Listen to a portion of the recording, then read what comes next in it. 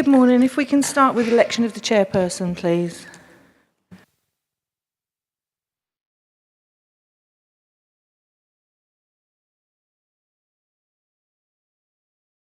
Thank you. Can you make sure we use our mic because it's being recorded? Good morning. So obviously we're here for the licensing panel meeting, so welcome. And I'll just get the panel to introduce themselves. I'm Councillor Joanne Halcroft-Scott. I'm the councillor for Luton in Chatham. I'm Councillor Barry Kemp. I represent Raynham South West Ward and a member of this committee. I'm Councillor Stephen Hubbard. I am a member for Strood North and Finsbury.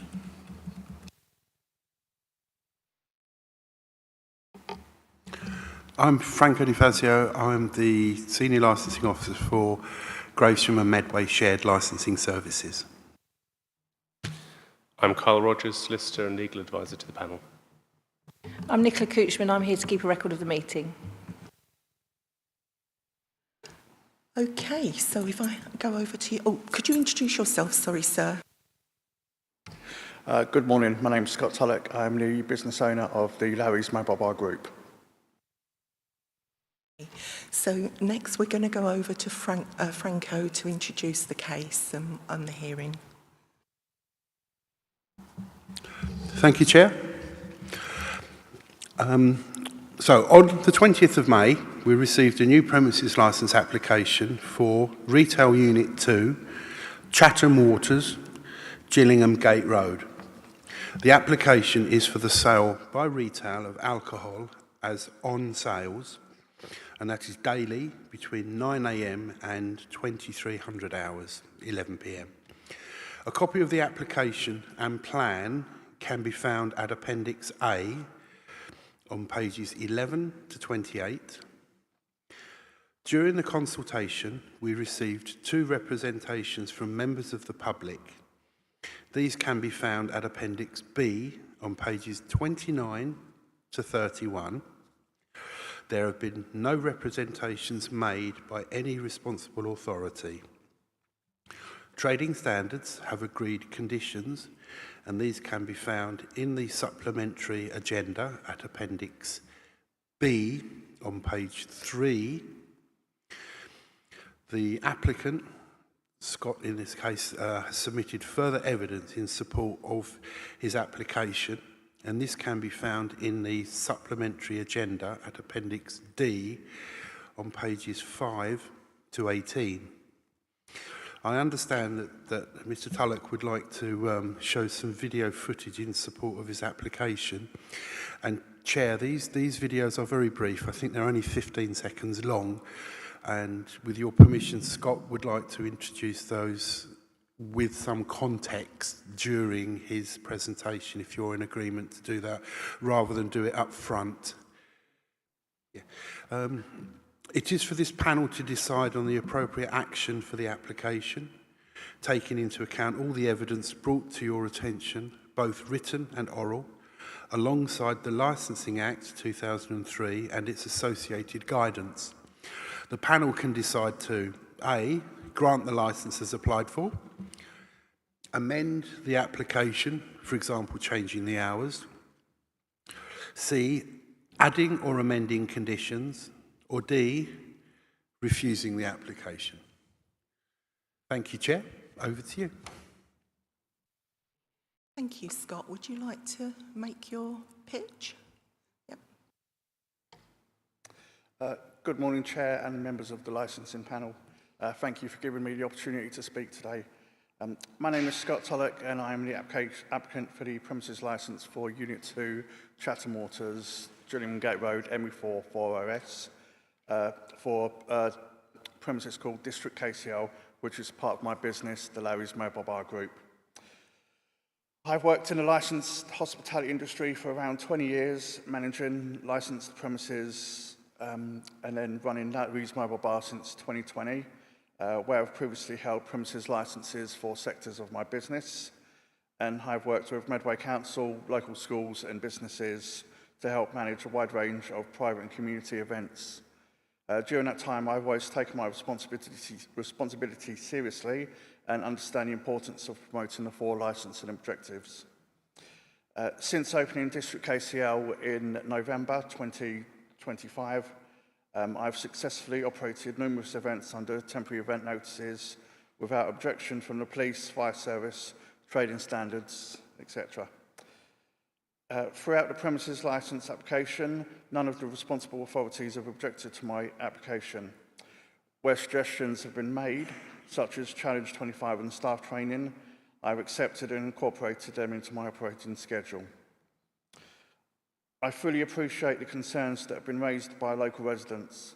As someone who works in the community, I want to be a good neighbour and operate a safe, well-managed venue. A number of the concerns relate to a previous teenage birthday party.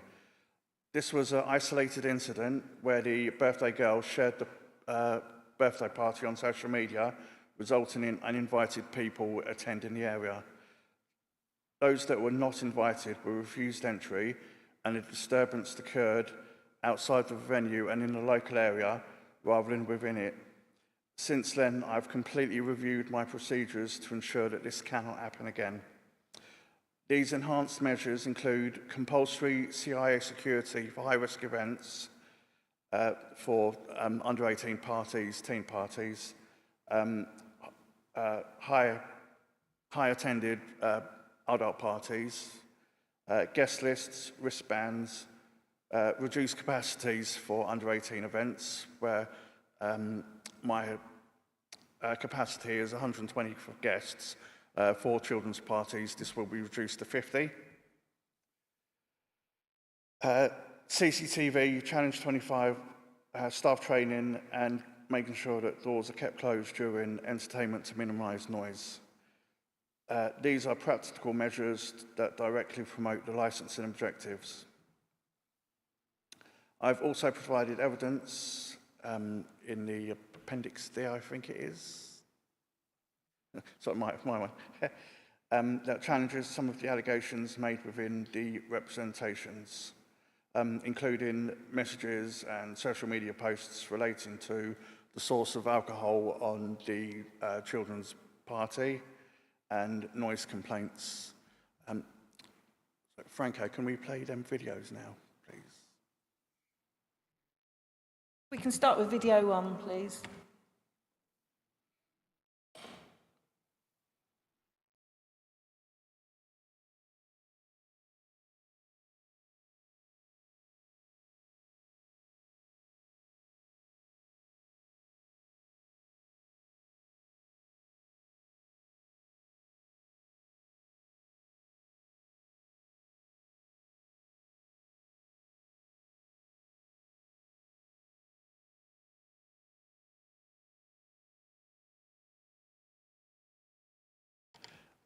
These videos are taking a short walk alongside from the venue from an event that took place in March. There is a time-stamped video in the evidence that I provided. It's the same time of the video.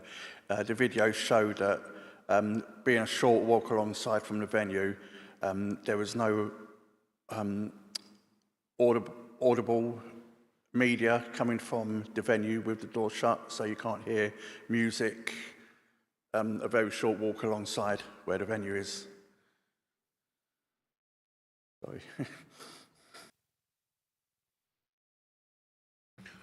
Is there no audio at all? It's just not coming through.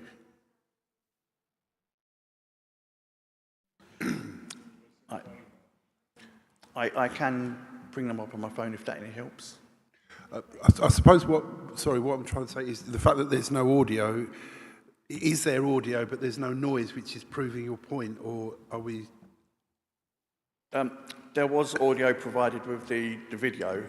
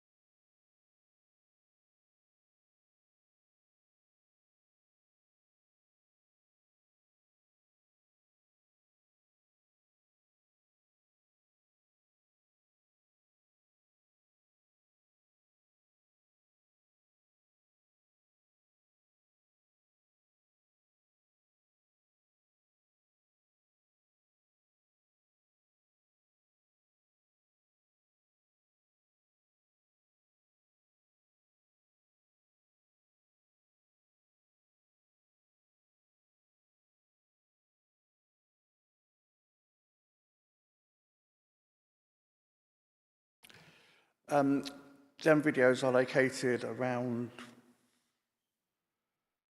I'm not good with distances. So basically, I took the video if I was sitting here,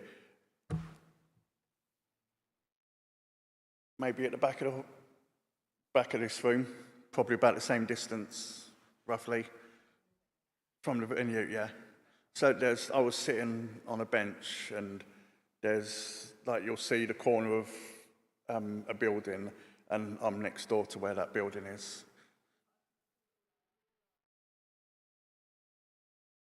Next door, that's right, yes. Thank you. Have you got anything else to add, Scott? Yeah. Yeah. So I just wanted to put that evidence. Where am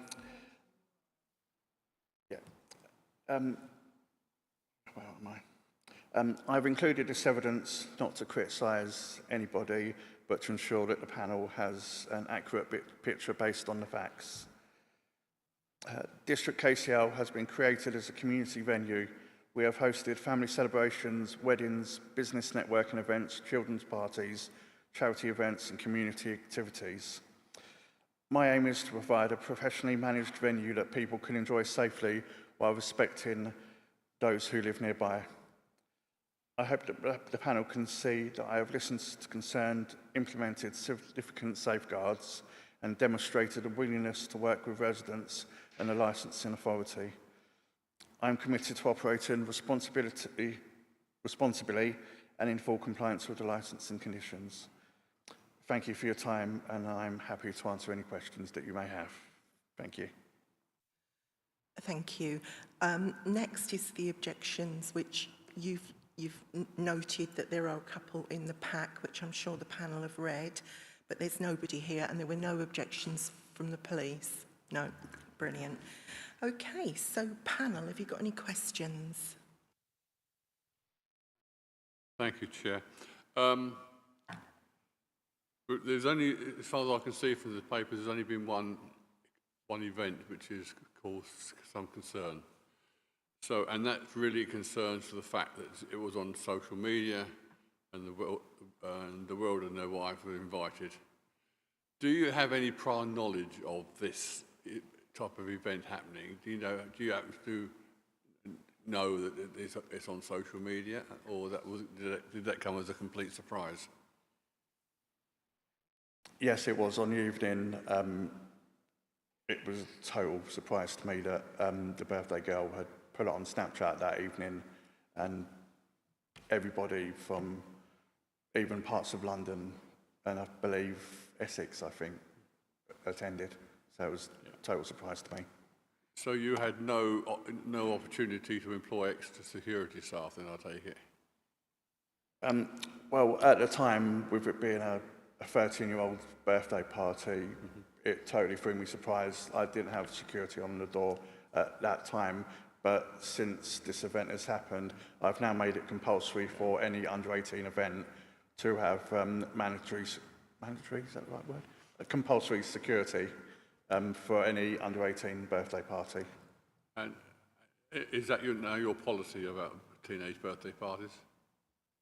Sorry, could you repeat it? Is that now your policy regarding teenage birthday parties? Yes. Some venues ban them altogether. Sorry? Some venues do ban them altogether. Yeah.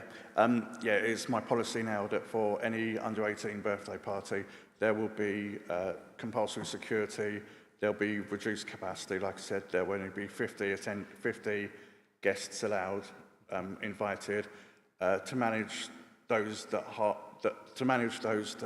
are invited. I ask for a guest list beforehand, and any guests that do come, they'll be on the list, and the security that I employ for the birthday party, they'll get a wristband to know that they're actually invited. So if security see nobody without a wristband, they won't be allowed in the venue. So you know everybody who's going to be there? Yes, Everybody who like I attends, said, you can yeah, identify. like I said, before the party, we ask for a guest list of every attendee, like Joe, Mark, whatever. Yeah. And if their name's not on the list, they get refused entry, they get asked to leave, and those that are invited, they're allowed into the venue, and they get a wristband that they must wear at all times to show that they are part of the party, so we can manage people that can come in and out of the venue. Thank you. No further questions, Chair. Thank you. So this one-off event, how many events had you had prior to this one incident? And were there other issues that should be brought to our attention if other events had similar or potentially similar problems? Before this event happened at the end of February this year, I'd held, like I said, we opened in November last year. I was running on temporary notices. Before the event in February, I'd probably run about 4 maybe events beforehand, and since then I've run around 10 to 15 different type of party or events that have since gone without any incident.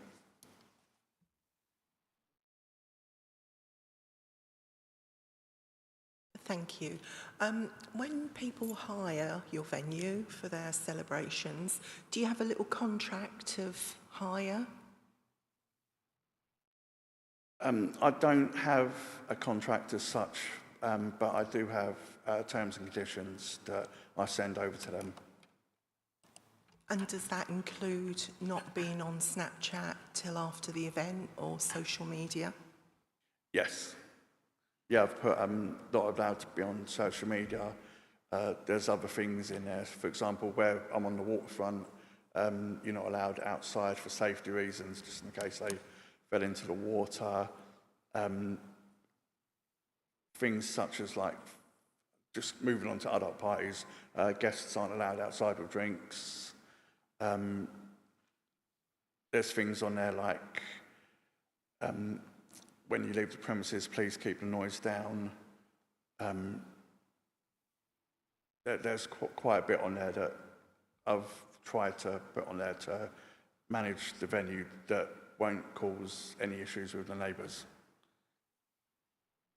Sorry, and to help me manage the premises safely for everybody as well. So what training do you give your staff? Are they casual staff, or do they work with you all the time? You seem to have a plethora of expertise, but what training do you give your team? Yeah, the team that I've had are casual, but like myself, they have worked within the licensing industry in the past. The training I do give them is I've went through ID training with them, like when we have had under 18 parties and say 18 to 21 parties where there may be a mix of the two, where I also do employ SIA security. I've trained them on ID checking, so passports, driving licence, the pass accredited cards. I've worked with the SIA door staff on the evening to ensure that any under 18 people don't drink as well. So what I've introduced is if you try and manage who can drink and who can't drink, anybody that is over the age of 18, we give them a different coloured wristband, so that enables us to manage who can drink. And if myself or my staff or the SI security see anybody without a wristband on that seems to be drinking, then we take measures to confiscate the drinks and make sure that they're not drinking at all on the premises.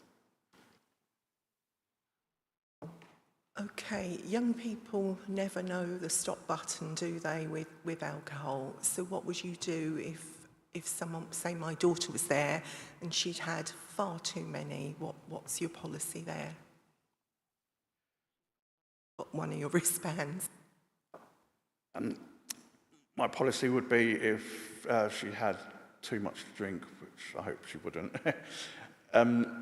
would be immediate cut-off, supplying water to try and reduce the effects, if that makes sense, and just make sure that she doesn't drink again on the evening. And do you know why you're here today and what alcohol control or a SIP is zone? Do you know why you're addressing us today and why we have our concerns about the control of alcohol, especially with young people? Oh yeah, without a doubt, I know why I'm here.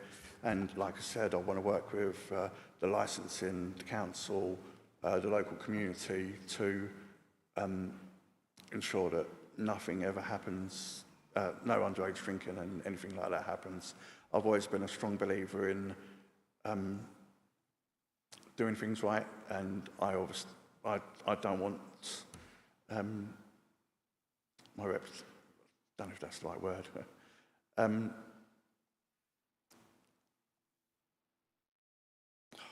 Sorry. Yeah, following rules. Sorry, got a bit tongue-tied.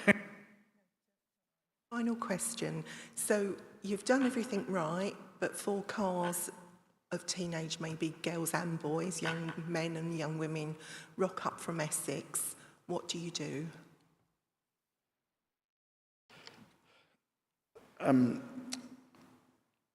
Thought about this a lot.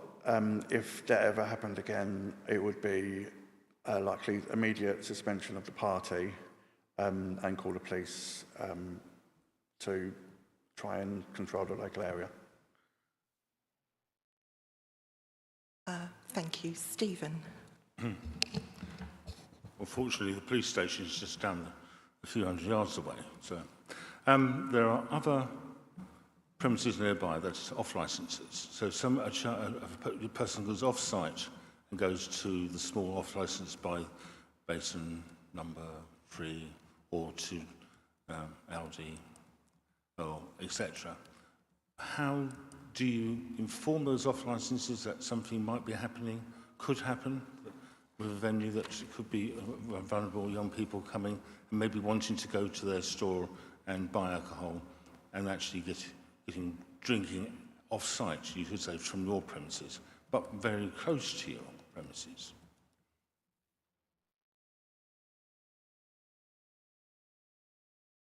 Sorry? Could you repeat the question, please? Okay, so you're controlling your premises, yeah? However, nearby there are off licences. There's one by Basin 3, just the other side of the buildings. You've got the supermarkets nearby as well. There's a possibility that people who come to your venue, go off-site, buy alcohol, come back. Are you likely to contact the off licences to say that there's an event happening that could result in social behaviour at their premises, which is near to yours? Just a matter of courtesy more than anything else. Yes, I could contact the local Londi and any other premises nearby that do sell alcohol. If on the chance that any under 18 people did buy alcohol from a local premises and try to get into the venue, or they'll leave my venue to drink and all that. My SAO security, I've instructed them to do searches, bag searches, and if there was anybody seen drinking, for example, just stop a bit on the waterfront, I've instructed them, if they see them drinking, not to allow entry anymore to anybody that is seen drinking within the premises. Okay, any more questions? No? Okay, thank you. So the next item is panel asks the applicant if there are any witnesses, but obviously no one's here and no objectors are here. We're back to you again, Scott, I'm afraid. The applicant can ask questions of the panel or objectors. Any questions? Oh, sorry. Okay, Carl, thank you. Okay, so, panel, any more questions? No? Okay. Would you like to make your closing submission then, sir? Like I've always said, I want to work with licensing, the responsible authorities, the local area. I've even spoken to several neighbours within the area. I want to work together with everybody to ensure that it's a safe venue, it's a responsible venue, a safe venue, and I just would like to work with everybody that we can make, hopefully make Chatham Waters a good area for people to live, to help stop the antisocial behaviour that does happen. Because the more units that open up along Chatham Waters will reduce the antisocial behaviour that I have addressed with local MPs, local councillors. I've been in conversation with police regarding the antisocial behaviour. For example, there's significant cannabis smoking along the area, which I've reported to police. There's drug dealing, which had happened before I've moved in. I believe some residents have complained to the housing X1 developments regarding this. I want to work with the neighbours, X1, the police, everybody to stop the antisocial behaviour and make my venue a safe venue that everyone in the wider community can come to. Okay, thank you very much. So the next step is to ask people to leave so we as a panel can make a decision. Once we've made our decision, we will call you back in. Is that okay? Thank you.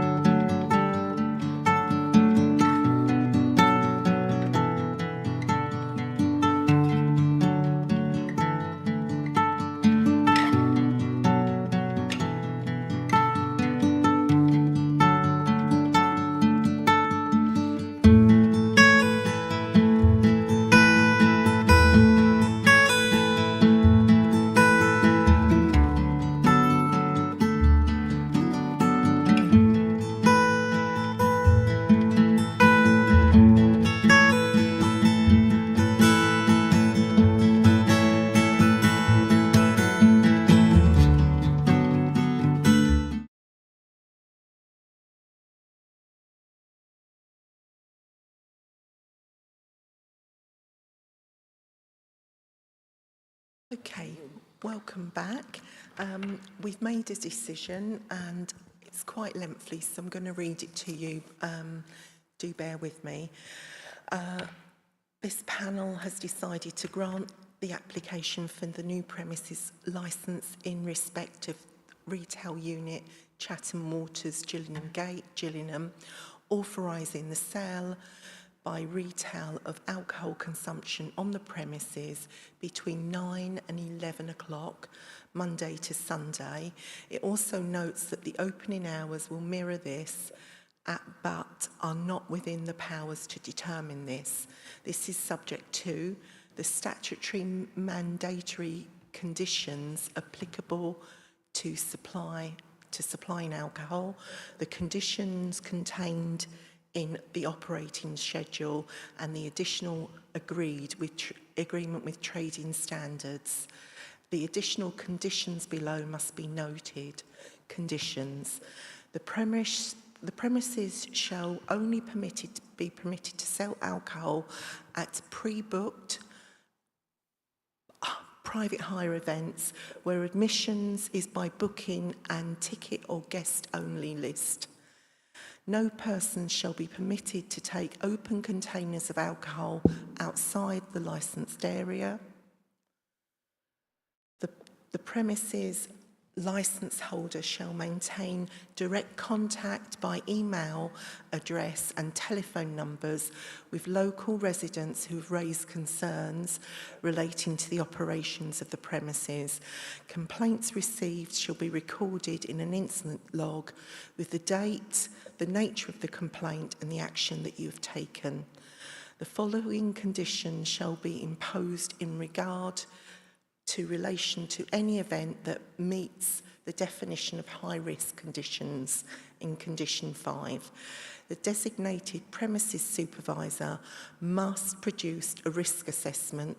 The risk assessment must include, as a minimum consideration, the nature of event, the maximum attendance, the start and finish times, the number and deployment of SIA registered door supervisors, arrangements for a guest list and or wristbands, entry control arrangements, dispersal arrangements and management of any external or smoking areas. The written risk assessment must contain for a period at least 12 months, be contained and retained for a period of at least 12 months after the event and produced by authorised officers upon request. Notice of the event and written risk assessments will be provided to the police at least 2 weeks in advance of the event. Notice of the event will be provided to local licensing premises within 2 weeks advance of the event. The deployment of sufficient SIA registered door supervisors in accordance with the risk assessments. The event must be controlled by a guest wrist or wristband only. No persons or other persons not named on the guest list or have a wristband issued in advance shall be permitted on the premises. The guest list or wristband records shall be retained for at least 3 months after the event and made available to the police upon request. For this purpose, the conditions of high risk means any event primarily advertised or predominantly attended by the under 18s, any other event in which, in the assessment of the designated premises supervisor, presents a high risk of crime, public disorder or nuisance to children and harm. That includes teenage parties and large capacity events. The reason for our panel's decision is the panel determines application on its individual merits based solely on the evidence before it and the relevant objectives common in the law and the policy. The panel primary concern is to promote the licensing objectives and to protect the public, including residents living directly and above adjacent premises. The panel recognise the general concern of the residents in regards to noise, antisocial behaviour and the previous teenage incident, and accept that the venue's location within a residential complex demands particular care. The panel gave weight to the fact that no reasonable authority objected to the application and that trading standards and the fire authority also gave no objection to subject to the agreement and conditions and compliance of the fire safety duty. The panel accept that the incident involving the teenagers revealed weaknesses in controls of the time, but noted that agreed measures have been put in place and improved to ensure that this will not happen again. These include risk-based deployment of SLI security, control of entry, early finishing time, particularly for under 18 events, CCTV, Challenge 25, and a close engagement with residents. These incorporated in your licensing conditions. The panel considered the outright refusal of the licence would be disproportionate in the absence of evidence of continuing patterning of undermining the licensing objectives of this premises, particularly given to those mitigating new proposed and support in principle from the ward councillor, provided that sufficient evidence and conditions are imposed. The panel therefore concludes that the licensing objectives can be adequately promoted and granted by the licence subject to robust and targeting conditions, including those additional measures agreed by the applicants. Those conditions are specifically targeted at this type of venue and, in the view of this panel, likely to undermine the licensing objectives without stricter controls. This is the view in light of the preceding incident.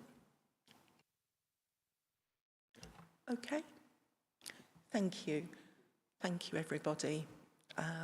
You will get that in writing from our lovely Nicola within 5 to 7 working days. Is that right?